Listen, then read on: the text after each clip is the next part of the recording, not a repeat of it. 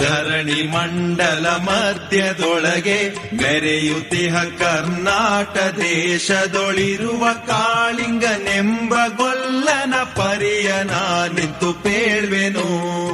ಉದಯ ಕಾಲದೊಳೆದ್ದು ಗೊಲ್ಲನು ನದಿಯ ಸ್ನಾನವ ಮಾಡಿಕೊಂಡು ಮುದದಿ ತಿಲಕವ ಹಣೆಯೊಳಿಟ್ಟು ಚತುರ ಶಿಖೆಯನ್ನು ಹಾಕಿದ. ಹಬ್ಬಿದ ಮಲೆ ಮಧ್ಯದೊಳಗೆ ಅದ್ಭುತನೆಂದೆಂಬ ವ್ಯಾಘ್ರನು ಅಬ್ಬರಿಸಿ ಹಸಿ ಹಸಿದು ಬೆಟ್ಟದ ಕಿಬ್ಬಿಯೊಳು ತಾನಿದ್ದನು.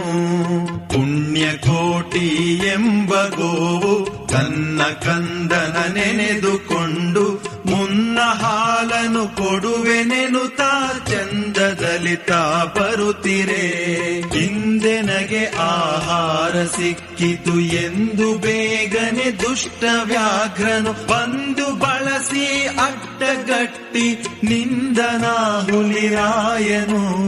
ಮೇಲೆ ಬಿದ್ದು ನಿನ್ನ ನೀಗಲೆ ಬೀಳು ಹೊಯ್ವೆನು, ನಿನ್ನ ಹೊಟ್ಟೆಯ ಸೀಳಿ ಬಿಡುವೆನು ಎನ್ನುತ್ತ ಕೋಪದಿ ಕೂಳ ವ್ಯಾಘ್ರನು ಕೂಗಲು.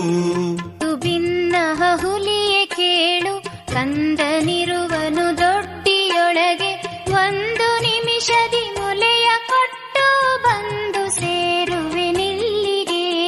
ಹಸಿದ ವೇಳೆಗೆ ಸಿಕ್ಕಿದೊಡವೆಯ ವಶವ ಮಾಡದೆ ಬಿಡಲು ನೀನು ನುಸುಳಿ ಹೋಗುವೆ, ಮತ್ತೆ ಬರುವೆಯ ಹುಸಿಯ ನಾಡುವೆ ಎಂದಿತು.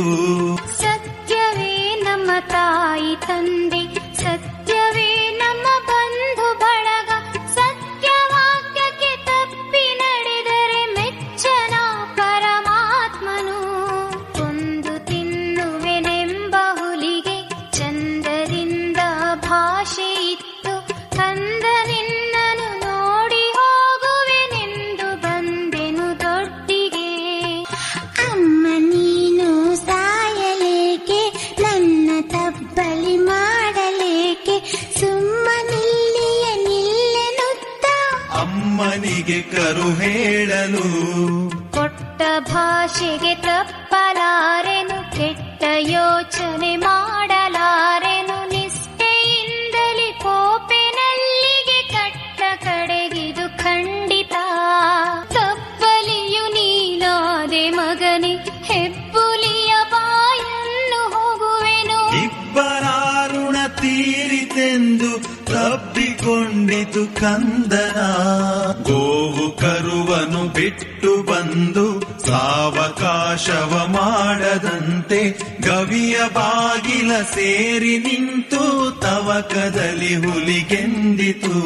ಖಂಡವಿದೆಕೋ ಮಾಂಸವಿದೆಕೋ, ಗುಂಡಿಗೆಯ ಬಿಸಿ ರಕ್ತವಿದೆಕೋ, ಚಂಡ ವ್ಯಾಘ್ರನೆ ನೀನಿದೆಲ್ಲವನುಂಡು ಸಂತಸದಿಂದಿರು.